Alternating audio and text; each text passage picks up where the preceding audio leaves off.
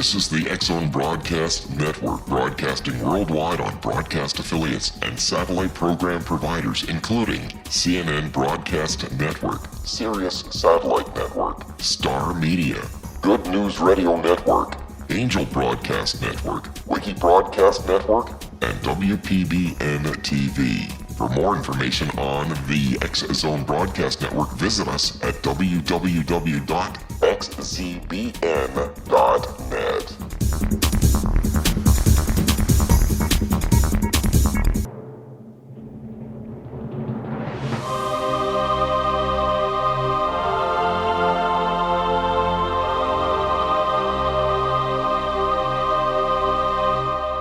The Science of Magic with Gwilda Wiyaka is largely an opinion talk show. All opinions, comments, or statements of fact expressed by Gwilda Wiyaka's guests are strictly their own and are not to be construed as those of the Science of Magic or endorsed in any manner by Gwilda Wiyaka, Relmar McConnell Media Company, its affiliated networks, stations, or employees.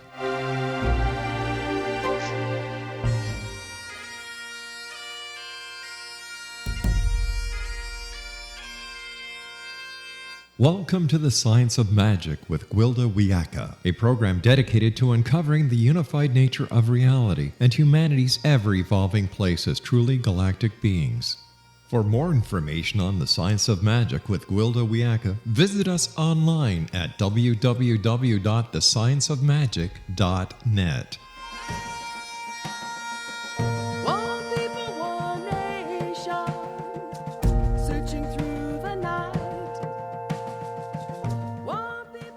Hello and welcome to the Science of Magic, a program combining the science and magic of today's leading topics to co-create new solutions and hopefully promote evolutionary thinking.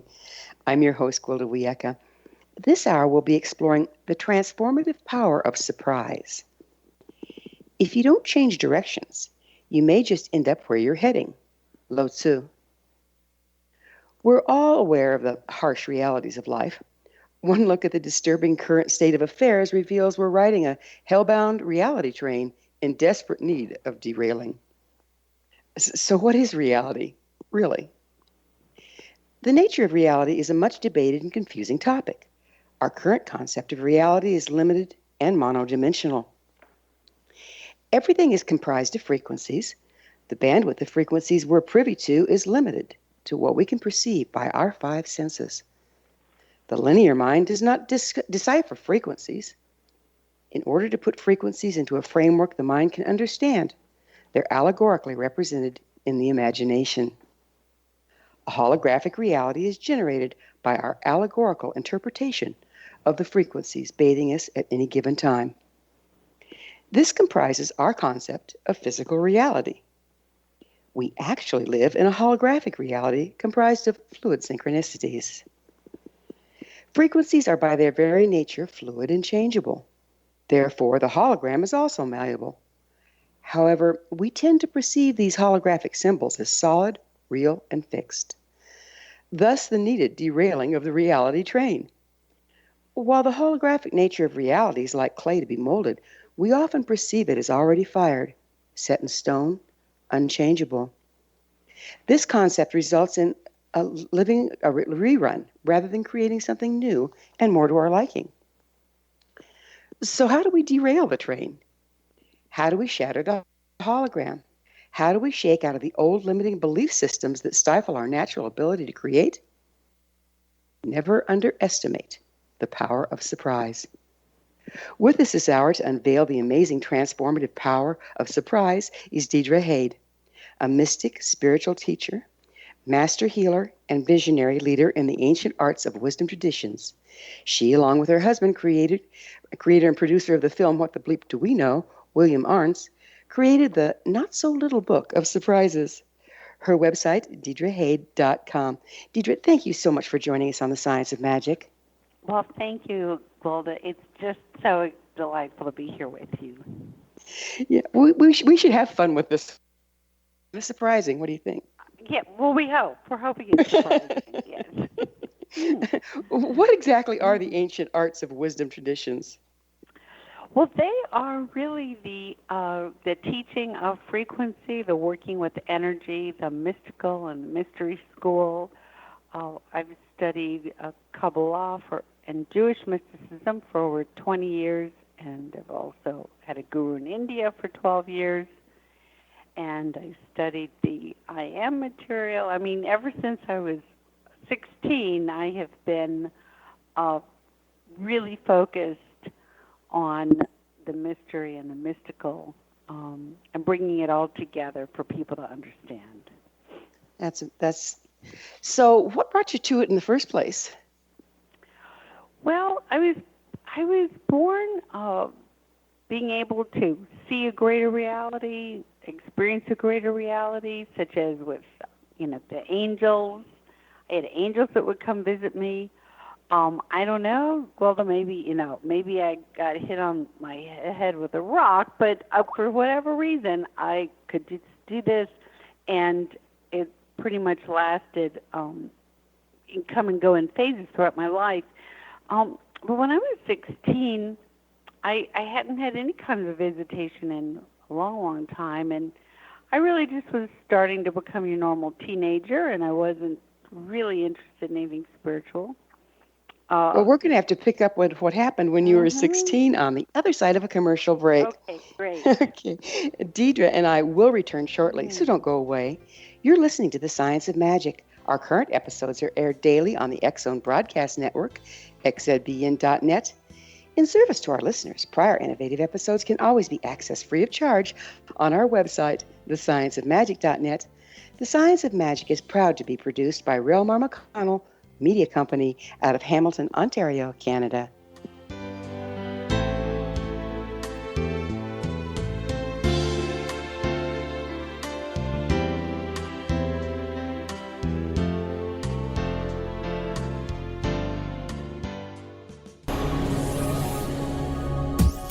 This is the X-Zone Broadcast Network, broadcasting worldwide on broadcast affiliates and satellite program providers, including CNN Broadcast Network, Sirius Satellite Network, Star Media, Good News Radio Network, Angel Broadcast Network, Wiki Broadcast Network, and WPBN TV. For more information on the X-Zone Broadcast Network, visit us at www.xzbn.net.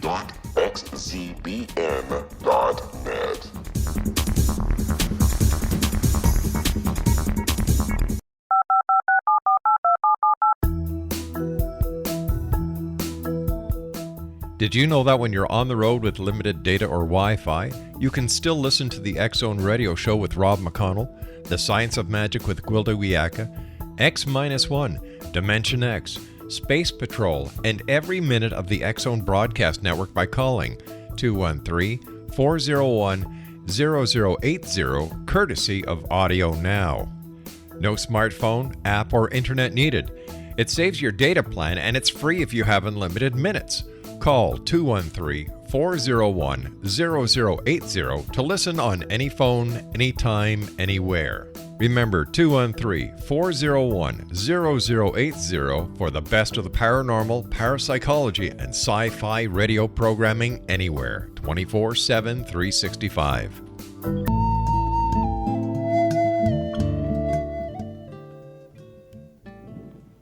Welcome back. This is The Science of Magic, dedicated to unification and evolution of consciousness. I'm your host, Gwilda Wiyaka. Our guest this hour is the author of the not-so-little book of surprises, Deirdre Hade.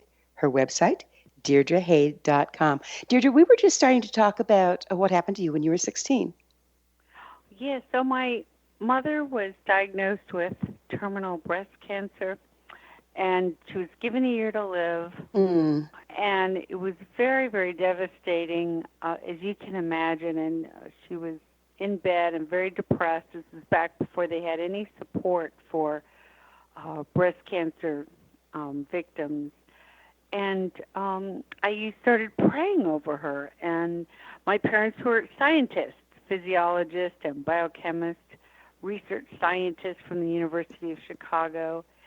And so our household was a pretty science-filled atheist household. But And here you are trying to pray.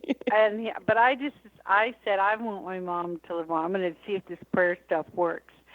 And it was amazing. One night, my mom said to me, she said, "Do you see this light in the room? There's a light." And I opened my eyes. I said, "Oh my gosh, you're right. There's a light in this room, and someone must have turned the lights on."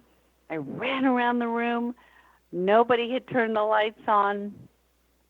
And then my mother said, "Oh, my pain is gone." And she ended up living 13 years longer than they gave her. And they said it was a complete miracle.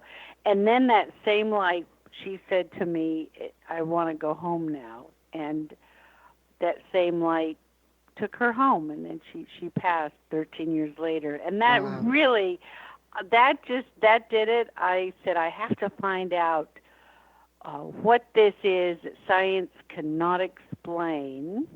Yeah, it's amazing to me because science in this day and age has kind of set up the parameters for our reality. And when something starts to bridge that holographic reality, I usually get a major case of goosebumps, okay? In other words, I might not know what's bridging it, but I just start goosebumping all over. And I have to tell you, when I was looking over your book, I experienced them nonstop. So what's with that? Wow. Well, that's exciting that you had that wonderful experience of feeling the energy. So the words in the book were really given to me from a greater reality. You could say angels, archangels, different prophets. And I know that sounds a bit far-fetched, so I say that very lightly and also with an understanding of skepticism. But I think in today's world, people, Gwilda, are much more open, that there are these energies that bring phenomenal wisdom. And that's what's in the not-so-little book of surprises. Will called it that, my husband Will Arntz, because he said that it was so surprising. The information was surprising. And the information really has a frequency to it. We say that this is a living book. It's a magical book. It's with the photos, the fact that it's an art book. I wanted it to be like an ancient book of incantations on the divine. So for you to say that you got goosebumps makes all of us really happy. It was quite the experience. So, you mentioned here being here in a time of new beginnings. What do you mean by that?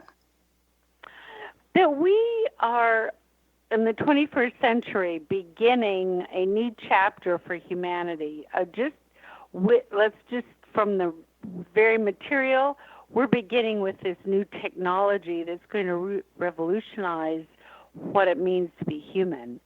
And this technology has a light side and it also has a dark side to it. And we're going to be posed to have to look at many ethical and moral questions about what does it mean to be human and what is how much should we tamper with any of this.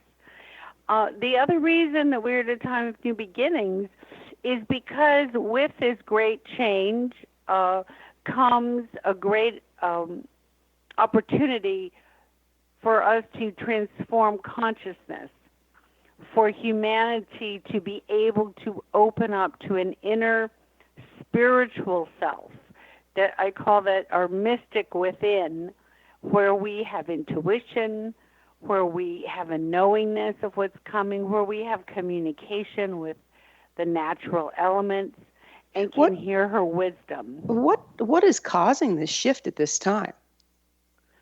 I believe that much of it is astrological, though I'm not an astrologer. That's what I see in my visioning. I do see this great astrological shift. It's time. And the other thing is the human soul is a collective soul of one soul, meaning we have 8 billion souls here. We're all part of one soul. And this one soul is on a journey to know itself and to regain its superpowers and become an energy of divine love. So if we So- have if we're one soul and we have 8 billion souls here, does that mean we're more fragmented than we were when we had one soul and there were much fewer people on the planet? Well, that's an excellent, excellent question. I would say that, yes, we are more fragmented, but not because there are more souls, but we are more fragmented because the ego of each person makes it so the soul cannot communicate with itself. Now, that's an oxymoron because it does communicate with itself. It is itself, but consciously there's a split, there's a separation so that we don't hear it because we have this, our beautiful ego that we're here to grow up and to teach how to hear the soul. So if that's the case, it sounds like we've got a perceptual problem going on. How do our perceptions affect reality? Well, our perceptions very much will color how you experience reality. But in the regular mundane material world, it doesn't necessarily create that reality. Now, let me explain, because in a lot of spiritual thought there, we have you create your reality. So that's a very deep truth. But on the level of our everyday experience, where we're living our lives, you and I are going to see the same tree out our window. But our experience of that tree can be vastly different based on our history and our pattern of belief of what that tree could or could not mean. On a deeper level, well, that the ability where we say we create this reality, that's there's many different metaphysical thoughts. One, the indigenous, which I happen to align with. We're dreaming this whole thing up. This world is an illusion, but it is a very, very real illusion. Well, don't we need that illusion? Don't we need that illusion to relate? Well, we need that illusion so we can have fun and play and learn and grow, and so the who we are can know who we are. I mean, this is a great place to be. It's a wonderful place. We just want to restore it to that wonderful place. This is going to be a tough one, okay? So I apologize ahead of time. Would you define reality for us? I mean, we're talking about reality. What is it exactly? Well, that's a very good question also, and we all have different meanings of reality. So I'll just share mine. As a mystic, I have 1 foot grounded in the material reality. That's the reality of here's a table, there's a floor, there's a wall, third dimensional frequency. And then I have another foot in the another reality. This reality is usually unseen by most people's eyes. You can feel it, like you felt goosebumps, you felt energy, but most of the time you can't really see it. So what I have been, like I said, probably knocked on the head, because I can have this experience. I guide people to being able to visually see a greater reality. And what that greater reality is for me is a reality of light, of temples, of angels, of spiritual beings. Do you love. think the two? Mm-hmm. Do you think the two, what we might call ordinary reality, and now the more mystic reality you're speaking about, do you think they're coming together or shifting perspective to each relationship to each other at this time? Well, they've always been together. They've always been side by side. They've never gotten closer or farther away, at least in this incarnation of the human. They're right there. It's what I call her the sister world on the other side of the veil. And our awakening, really, from what I see, is to be able to open this veil from the third dimension, be able to see through to the other side, and be able to know ourselves as these spiritual beings that we are. And that we're here to learn how to do that. It's real simple. Where do surprises play into this shift? Well, surprises, the great thing about a surprise is that you your brain goes into a neuroplasticity, which means that you can learn faster. You can learn in a quantum field. You can have a new experience. And every time there's a discovery, whether it's science or whether you have an aha of transpersonal growth or whether you meet the Buddha on the road, any of these things is a surprise. Humor is a surprise. And when that happens, Gwilda, we're given an opportunity to change our patterns, those things that keep us in a lockbox. We can change those patterns very quickly when we're in the experience of surprise. So are you saying that a surprise knocks us out of our neurological rut? I would say that, yes, that's what it does for a moment. The neuroplasticity of the brain changes. And then we have an option to either go back into the rut or consider other options? Absolutely. And typically what happens in a surprise, if it's a fun surprise like humor, it's great. You know, we feel good afterwards. We all feel good. If it's a negative surprise, like an accident, we go into fear and trauma and anxiety. So what I'm saying is that when it's a fun surprise, immediately lay down some thoughts that you want to have in your net, you want to have in your pattern, because that thought, that affirmation will go very deep into your brain. And what I'm saying is if an accident happens, it's a surprise, it's a painful surprise, to have a practice to stay out of that panic and fear and go right into an ability to gain your intuition, your wisdom, and your powers to heal.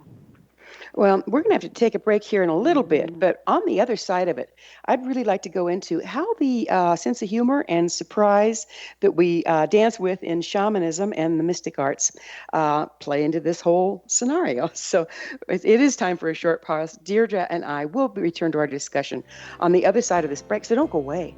We're coming to you through the X-Zone Broadcast Network. Don't miss the other fine shows and hosts on xzbn.net. You're listening to The Science of Magic, your resource for creative solutions in a changing world, thescienceofmagic.net.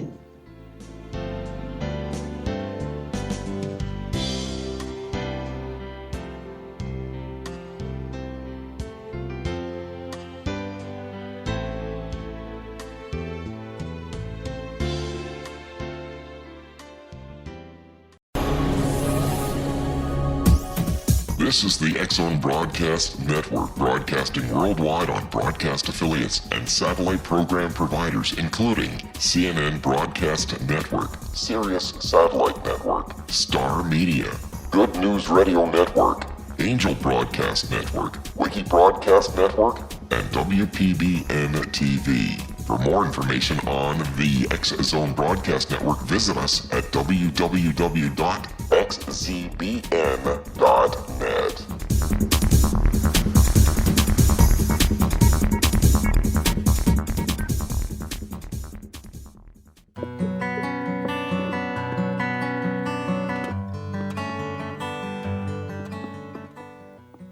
Welcome back. This is The Science of Magic, a place where magic and science come together to promote enlightenment.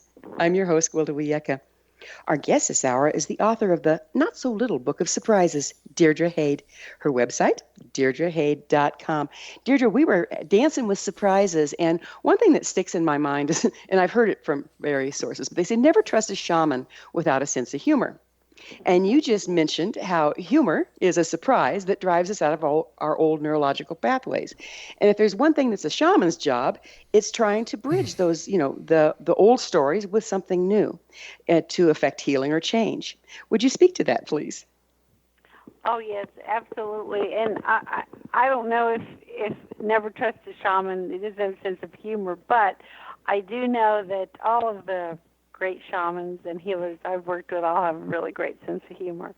I think it's part of the divine, the cosmic joke, shall we say. And once you've peered into a greater reality and you become a guide for that greater reality, like a shaman, you have to have a sense of humor because you just see the cosmic joke. You see the bigger picture of why we're here and what this suffering is all about. And the thing about working with a shaman is that you are knocked off of your, excuse me, your everyday idea of how to see reality. And that's surprising. And when you get knocked off, it can be disconcerting, but it does something very deep. It actually reorders ourselves deep in our psyche to have a wider viewpoint of this reality.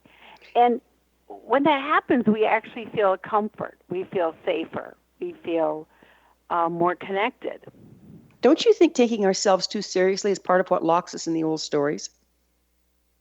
Absolutely. I do think that keeps us locked in stories that don't serve. You know, we all have a story, and our stories really aren't going anywhere.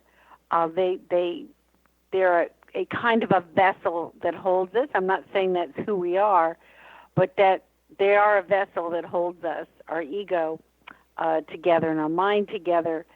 So having a good sense of humor, being able to watch our story from a different perspective is really very freeing. And tell us a little more about stories. How do we write our stories? What sets them in place? Well, stories are experience. We all have experience. And our mind, our brain, the way we're put together, our psyche, is filled with a storyline. You know, they say there's like only four stories out there. And those storylines have archetypes in them that we each hold. It's part of our human consciousness.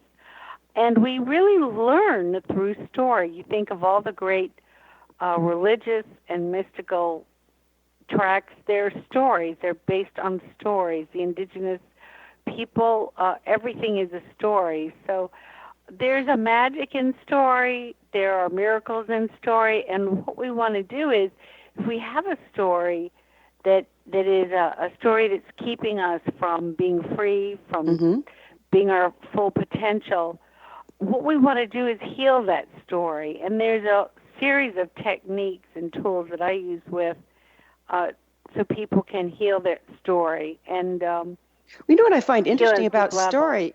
You know, we can be from the same family or in the same classroom when something goes down or in the same crowd when something goes down, and everybody will have a different story about it. Yes. So how does that play in here? Well, that, again, gets back to our perspective, how our experience of that story is. And the other thing is, too, and they've shown this, is that memory can change. You know, one person will remember one thing and another will remember something else. Memory is very fluid. It's not always accurate, but it is the way we store information. So, what about the Mandela effect? Tell me about the Mandela effect. Well, that's when a group, a surprising number of people have the same alternate memory of an event. So the event will be recorded one way, but then another whole group will remember it in a totally different way, and they probably have never even met each other. That's what it is. So it's like, are these different timelines? Are these different realities? What are we looking at? Well, from the mystical point of view, we come in as soul groups. We have people really around the world that we are in conversation with and experiencing life together. We may meet some of these other souls, we may not, and that for me would be an explanation for this, that there are people in different places having the same experience is because they're all connected. The other thing that happens, Gwilda, is as we divide and multiply, let's say there's 8 billion souls now, all of our souls coming from the first soul, the first creation, and then the 2, and then the 4, and so on, our souls are part of, we have twin flames, we have groups of souls, sub-souls, one soul. You know, that's really, when you meet someone sometimes and you recognize each other and say, oh my God, you're my soulmate. You know, that's true. We kind of say that, flip it. But that's what happens when you meet someone and you say, I know you. There's that soul recognition of we're part of the same tribe. So let's change gears a little bit here. Yes. What is nature's language? You speak of that. Well, nature's language is a language in which there is harmony and order, even during change. All of nature communicates with each other in a different kind of language, a different frequency. Small children, shamans, mystics, there are people in life who can actually hear nature and report what nature has to say. But for the Western mind, most of us have forgotten that language. And so what I say in the Book of Surprises is, rediscover that language, because there is a wisdom and there is, life-saving information for all of us. Is the language of nature a continuum? I mean, I think it's always shifting, where we're living from compartmentalized stories. So does it kind of fill the space between our stories? Well, I wouldn't say it fills the space between our stories, but I would say that it is the greater story. Nature's language is a frequency of knowingness. And when you drop into nature's language, you will know it, but you won't be able to explain it. It'll be very difficult for you to put it into words. It's a kind of knowingness of order. And from that knowingness, you will know where to move, where not to move. So if you're tuned into the order, you will sense disorder and be able to avoid it? Yes. So how can we learn to speak nature's language? Well, the first thing you can do is very simply, and many people are doing this today, so we can just continue, and that is to meditate, to have a practice of mindfulness. One of the techniques I use is to when you quiet the mind, to imagine that inside of your belly there is a golden orb of light, a brilliant golden orb of light, and this golden orb is a kind of antenna with nature's language. Really feel it in your body, so that your mind is down in your belly, and you're just sitting in the middle of this golden orb. And now just practice breathing from this golden orb and going into your feeling tone. And that's where you start to know nature's language. It's a feeling tone. It's a shift in how you feel here in your body. So it's more kinesthetic and more body-centered. Yes. That would make sense, wouldn't it? Because we are physically made of the same thing as nature, yeah? It's just our minds that get in the way. Yes, the ego mind is what gets in the way, but our body has the same structure and has a knowledge the way the trees do, or the way an animal does, a sense, a knowingness. There's a wisdom. It's just we don't listen. We get cut off and we don't listen to the body. So I'm saying get down into your body and feel that feeling tone of connection.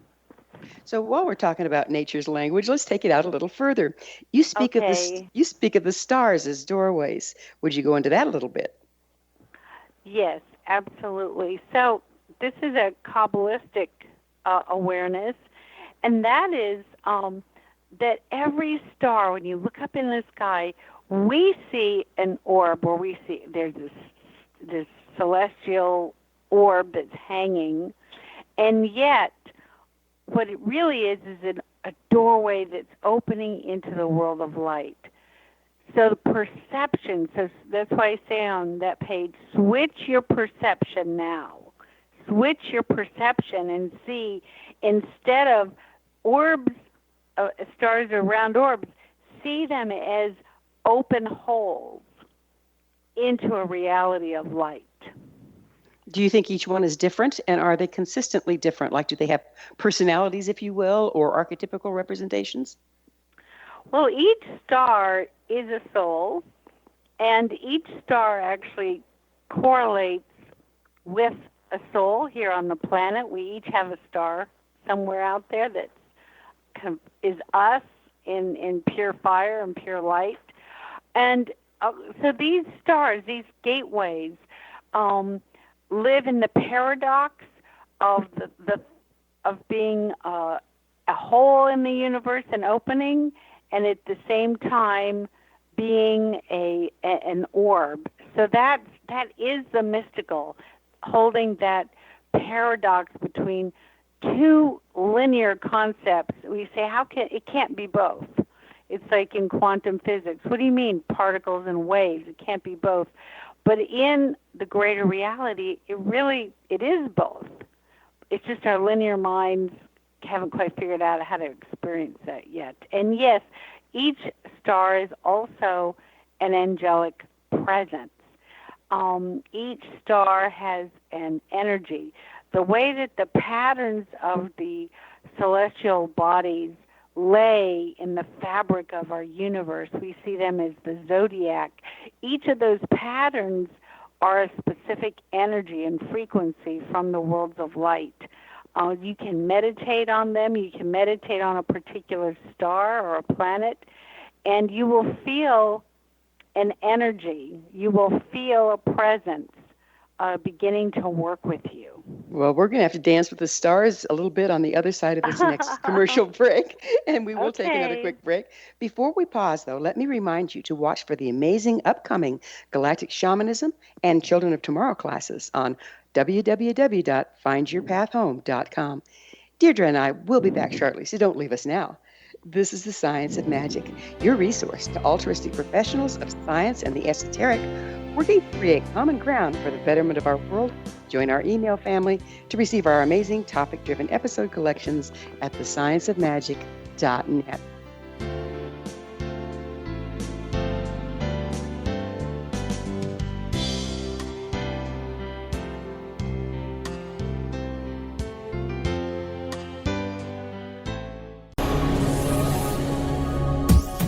This is the TSOM Broadcast Network, broadcasting worldwide on broadcast affiliates and satellite program providers, including CNN Broadcast Network, Sirius Satellite Network, Star Media, Good News Radio Network, Angel Broadcast Network, Wiki Broadcast Network, and WPBN TV. For more information on the TSOM Broadcast Network, visit us at www.xzbn.net.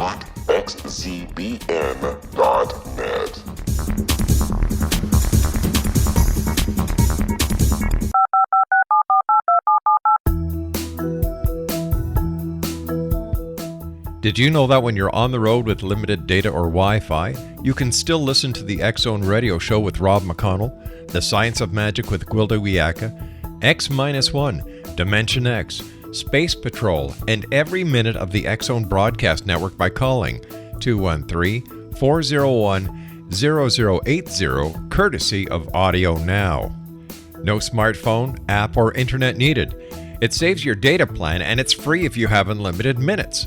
Call 213-401-0080 to listen on any phone, anytime, anywhere. Remember 213-401-0080 for the best of the paranormal, parapsychology, and sci-fi radio programming anywhere, 24/7, 365.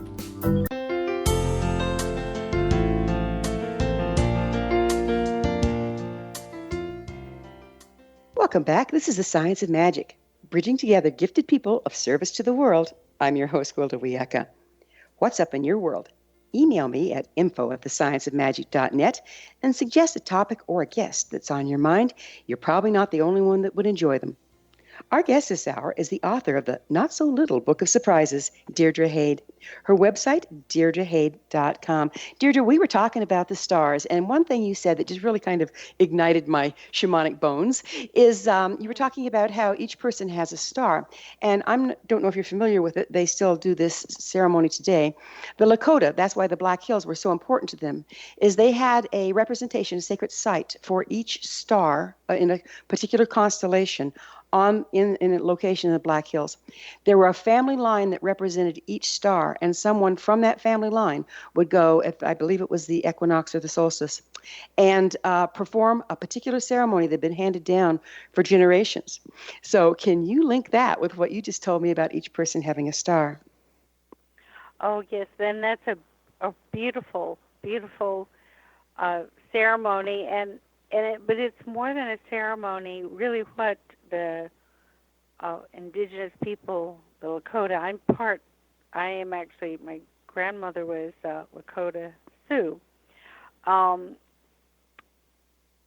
The binding of the worlds, that really is the practice. Right, linking heaven and earth, right? The binding of the frequencies, keeping the gates open, the bringing the divine energy into our world, and these traditions, which have been many have been lost. Those are the ancient traditions, but they do more than our linear kind of scientific trained mind can comprehend. They really move into the magic of taking frequency and becoming artists of frequency and binding frequency together so that we do live in order and harmony. So we're resetting ourselves. We're resetting ourselves using the stellar cycles by resetting on a consistent time where everything lines up with people that line up with those stars. Do you think that the loss of that is part of why we're seeing so much chaos at this time? I absolutely feel the loss of this contributes to chaos.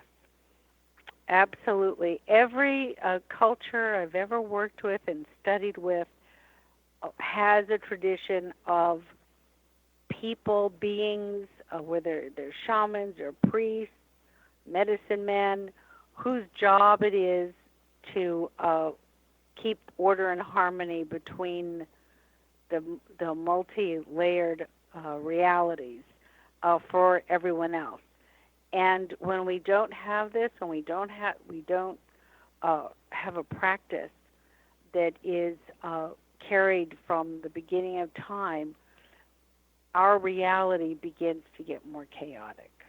So we have, we talked earlier, we're kind of going full circle here, but each person has really their own rendition of reality.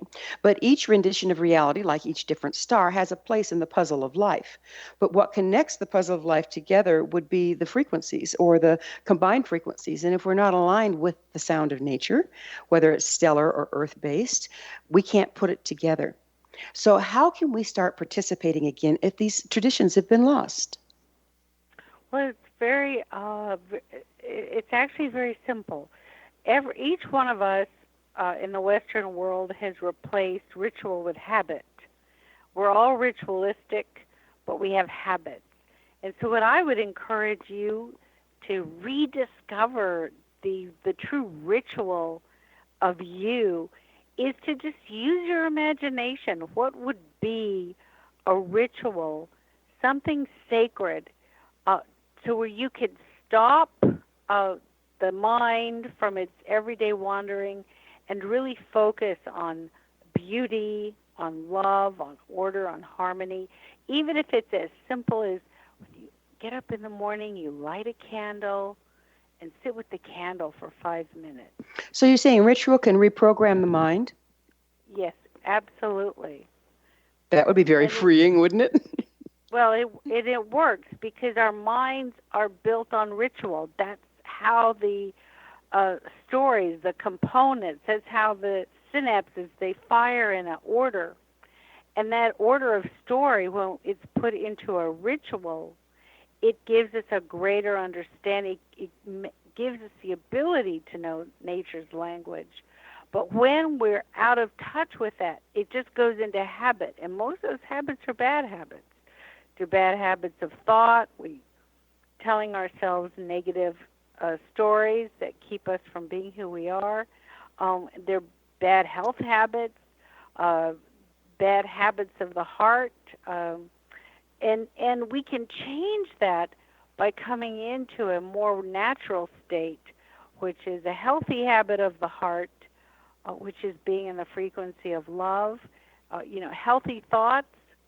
Well, this really brings us to my next question of what is it to be a choice point? Yes, well, in this passage in the Book of Surprises, what I'm saying and what the celestial beings are saying, this message was given to me by the archangels, and what they said to us is, you humans, this reality, we are at a choice point, and that the choices that we make between now and the next 20 years will decide what the next million years of our incarnation is going to look like. What puts us in that position right now? Well, that's a very good question. We'll have to, I'm going to ask them right now because they're going to tell me. I'm sorry. Who's? I'm confused. Who's they? They are the archangels. So this prophecy came to me from the archangels. They spoke to me and they said to humanity, you are at a choice point. You are at a time when you will choose what the next million years is going to look like. It's the only time that you will have that you've been given this opportunity. What they're telling me is that because of the technology we have, we can leave an imprint that will last a million years. Well, Deirdre, couldn't. I have a quick question for you. Yes. A lot of people hear voices or hear information. How can you tell where your information is coming from and that it's reliable? What kind of checks and balances do you have? Yes, well, for me, my checks and balances are I always connect into the frequency. And if I hear something and I'm feeling an overwhelming sense of love, if I feel completely one with all of creation, and the voice or the message to me really aligns with a greater truth. Is it love? Is it wisdom? Is it kindness? Is it caring? Is it compassionate? I know that that's a voice coming from the source of God. So if a voice comes in and, it says, here, go shoot somebody, that's not the voice of God. I don't know. He had somebody butchering his son and finally traded out for a baby lamb or something, as I recall, in the Old Testament, right? Well, let's look at this. I can't say I'm a rabbi, but I've studied mystical Torah for over 20 years. And in that story is actually a story of consciousness, where Abraham was going to, sacrifice his son. And what the story of consciousness is that God is saying to us, you've misunderstood what I said. You've heard through your own filters my voice and misinterpreted it that you are to make sacrifices that are too great, and that I'm not asking you to sacrifice. To worship me, you do not have to sacrifice. And at that time in history, there was a lot of human sacrifice. People believed if you made human sacrifice to the gods would give you harvest and rain.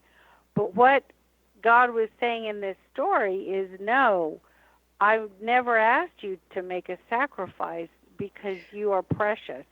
You are to serve. We've only got a couple minutes left in this segment, so I'd like you to tell us if you could offer one piece of advice for people looking for more out of life, to open up to new possibility. What would that piece of advice be? My advice to you would be know your core values, meditate on these, have your core values, 1, 2, and 3, right up front center in your mind, and operate and live and do everything from your core value, because that core value lines up with a greater net of reality, and that is where the miracles and the magic really get formed. That's what I would say to go do. And you'll watch your life change. Real quickly, what is a core value? A core value would be, like my core value is to love no matter what. My husband's core value that he's working on is that he is, what he says and his actions always line up. He's not a hypocrite in anything. Those are core values. Values are virtue. And there are virtues, illusionary as it may be, I have yet to learn to make time stand still, and now we're out of it. Deirdre, thanks so much for coming on the show and sharing your amazing insights. Our guest this hour has been mystic, spiritual teacher, visionary leader, and author of the Not So Little Book of Surprises, Deirdre Hade. Her website, deirdrehade.com. This has been The Science of Magic. Until next time, dear hearts, may you be blessed with knowledge and comforted with love, and live a surprising life.